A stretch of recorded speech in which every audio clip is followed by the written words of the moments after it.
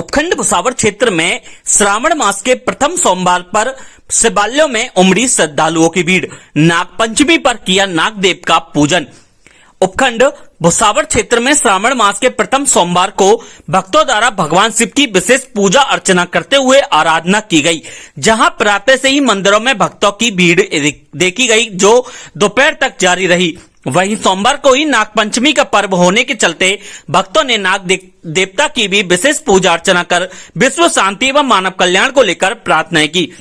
उपखंड भुसावर क्षेत्र में श्रावण मास के प्रथम सोमवार को प्रातः से ही शिवालयों में भक्तों का हुजूम उमड़ पड़ा, जहां भक्तों ने बारी बारी से भगवान शिव की आराधना करते हुए मन्नतें मांगी और विशेष पूजा अर्चना कर परिवार में सुख समृद्धि एवं मानव कल्याण को लेकर प्रार्थना की। महिलाओं, नवविवाहित स्त्रियों एवं बालिकाओं ने उपवास रख भगवान से मनोकामनाएं मांगी। भुसावर कस्बे में स्थित विभिन्न शिवालयों में प्रातः से ही ओम नमः शिवाय के जयकारों ने पूरा वातावरण भक्ति में कर दिया।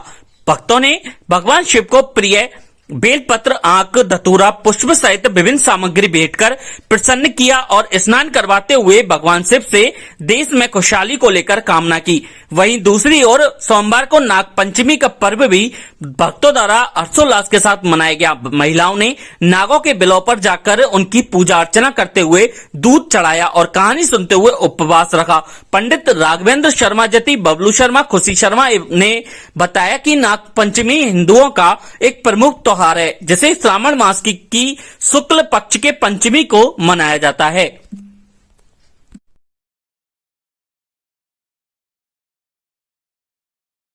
उपखंड भुसावर के गांव पथेना में मंगल कलश यात्रा के साथ संगीत में श्रीमद् भागवत कथा का हुआ शुभारंभ।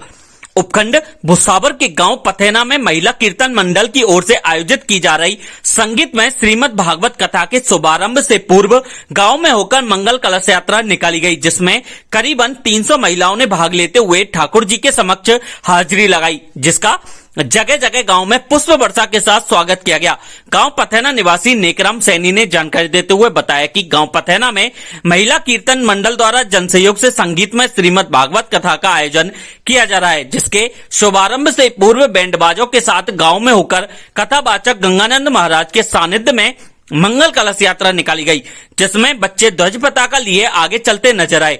वहीं कलश यात्रा में गांव की करीब 300 महिलाओं ने कलश धारण कर भाग लिया। कलश यात्रा कार्यक्रम स्थल से प्रारंभ होकर गांव की परिक्रमा करते हुए पुनः कार्यक्रम स्थल पहुंची, जहां जगह जगह रास्ते में भक्तों द्वारा पुष्प वर्षा कर ठाकुर जी की आरती उतारते हुए कलश यात्रा में शामिल यात्रियों को मीठा जल पिलाकर स्वागत किया गया। कार्यक्रम के प्रथम दिन कथावाचक गंगानंद जी महाराज ने भक्तों को श्रीमद् भागवत कथा का जीवन में महत्व बताया और कहा कि हमें सुकर्म के मार्ग पर चलना चाहिए और हमें जरूरतमंदों का सहारा बनना चाहिए। इस अवसर पर भक्तों का विशेष सहयोग रहा।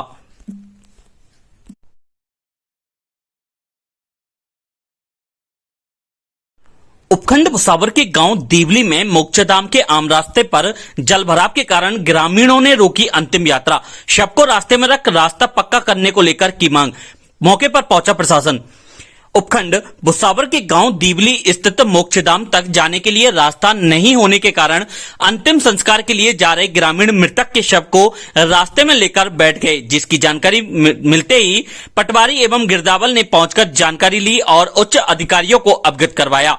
वहीं मोक्षधाम तक जाने के लिए बनाए गए आम रास्ते पर हो रहे अतिक्रमण एवं कीचड़ के कारण लोगों को भारी परेशानियों का सामना करने की बात ग्रामीणों द्वारा कही गई। मिली जानकारी के अनुसार गांव के बुजुर्ग अच्छू मीणा के हुए देहांत के बाद उनके अंतिम संस्कार को जा रहे ग्रामीण जैसे ही मोक्षधाम के रास्ते पर पहुंचे तो मुख्य रास्ता जलमग्न मिला, जिस पर तुरंत ग्रामीणों ने अंतिम यात्रा को रोक मृतक के शव को रास्ते में ही रख दिया और रास्ता अतिक्रमण मुक्त करवाते हुए पक्का बनवाने की मांग पर अड़ गए, जिसकी जानकारी मिलते ही तहसीलदार सुरेंद्र कुमार, थानाधिकारी मदन लाल मीणा सहित पटवारी एवं गिरदावल मौके पर पहुंचे और ग्रामीणों से समझाइश शुरू कर दी, जहां प्रशासन ने 1-2 दिन में ही रास्ते को सही करने का आश्वासन देने के बाद ग्रामीण माने और मृतक के शव को अंतिम संस्कार के लिए मोक्षधाम ले गए, जहां विधि विधान के साथ मृतक के शव का अंतिम संस्कार किया गया।